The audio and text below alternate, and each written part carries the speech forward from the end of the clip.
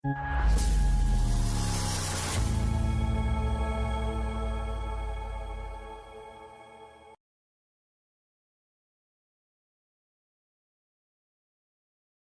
Yamal membuktikan sekali lagi bahwa bakat besar memang tidak mengenal usia. Setelah absen selama beberapa pekan akibat cedera ketika membela tim nasional Spanyol pada jeda internasional bulan September, winger belia Barcelona itu akhirnya kembali ke lapangan. Banyak yang semula menduga ia bakal butuh waktu untuk menyesuaikan diri kembali dengan ritme pertandingan. Namun, semua keraguan langsung terhapus begitu ia menapakkan kaki di rumput Stadion Olimpiade Luis Companys. Masuk pada awal babak kedua, Yamal hanya butuh waktu 1 menit untuk memberi dampak nyata. Dari sisi kanan, ia berlari ringan, membaca pergerakan Robert Lewandowski, lalu mengirim umpan silang akurat yang langsung disambar sang penyerang kawakan menjadi gol kemenangan. Aksi itu terasa seperti pernyataan keras. Yamal belum kehilangan sentuhan magisnya. Hansi Flick pun tampak terkesima. Dalam konferensi pers usai pertandingan, ia mengaku kagum sekaligus lega melihat anak muda yang baru berusia belasan tahun itu bisa kembali memberi pengaruh begitu cepat. Saya sungguh senang melihatnya kembali ke dalam tim. Ia hanya butuh 1 menit untuk membuat perbedaan, ujar Flick. Pelatih asal Jerman itu menambahkan, Yamal sama sekali tidak menunjukkan penurunan performa meski baru pulih dari cedera. Justru, ia terlihat semakin matang dalam membuat keputusan di lapangan. Bagi Barcelona, kembalinya Yamal bukan sekadar tambahan amunisi, melainkan sebuah dorongan moral yang sangat berarti dalam perjalanan panjang musim ini.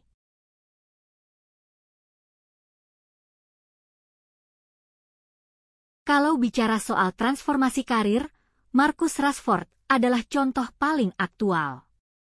Pemain pinjaman dari Manchester United itu terus menunjukkan bahwa ia masih punya kelas dunia. Ketika Barcelona menghadapi Real Sociedad, Rashford kembali tampil menonjol. Dari sepak pojok yang ia lepaskan dengan ketenangan khasnya, Jules Koundé sukses mencetak gol penyama kedudukan sebelum turun minum.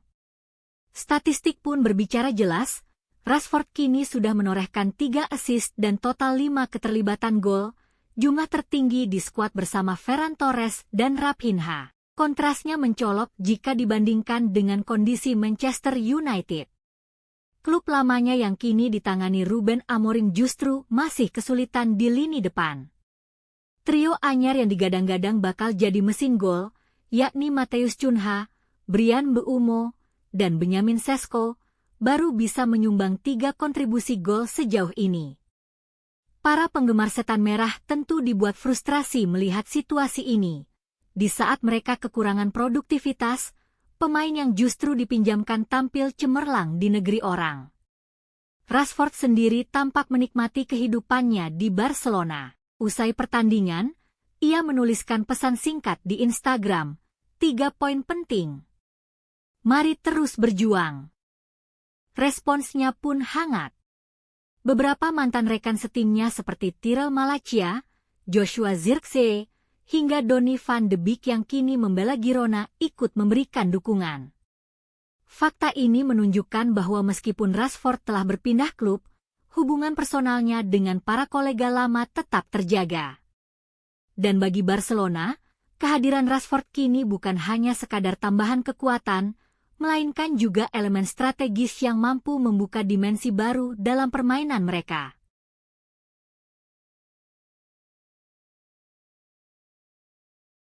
Kemenangan tipis 2-1 atas Sociedad bukan sekadar tambahan 3 poin biasa. Hasil itu punya makna besar karena membawa Barcelona merebut tahta klasemen sementara La Liga.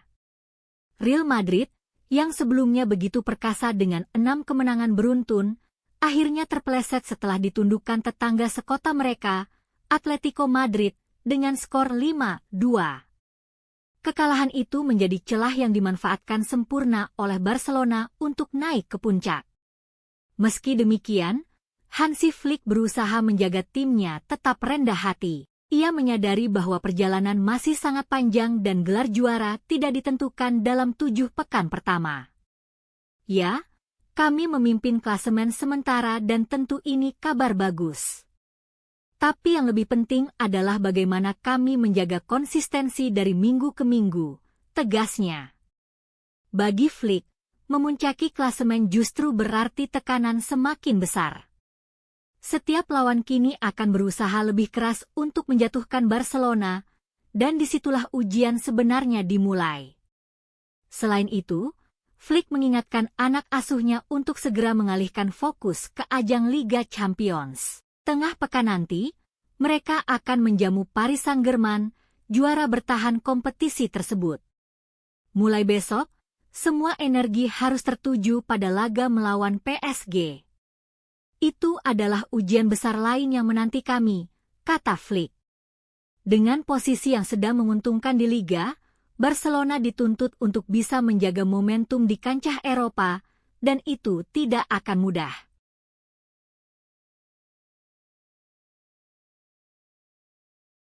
Di tengah hingar-bingar soal comeback Yamal dan kontribusi Rashford, ada satu cerita manis lain yang pantas disorot.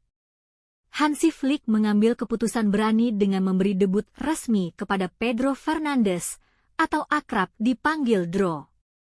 Gelandang muda berusia 17 tahun itu diturunkan sejak menit pertama, menggantikan Dani Olmo yang harus absen. Banyak yang semula meragukan apakah anak muda ini siap untuk atmosfer La Liga. Namun Flick punya pandangan berbeda. Baginya, talenta muda perlu diuji di medan nyata. Hasilnya, Dro tampil mengejutkan. Ia terlihat percaya diri, tidak gugup, bahkan mampu mengatur ritme permainan di beberapa momen krusial.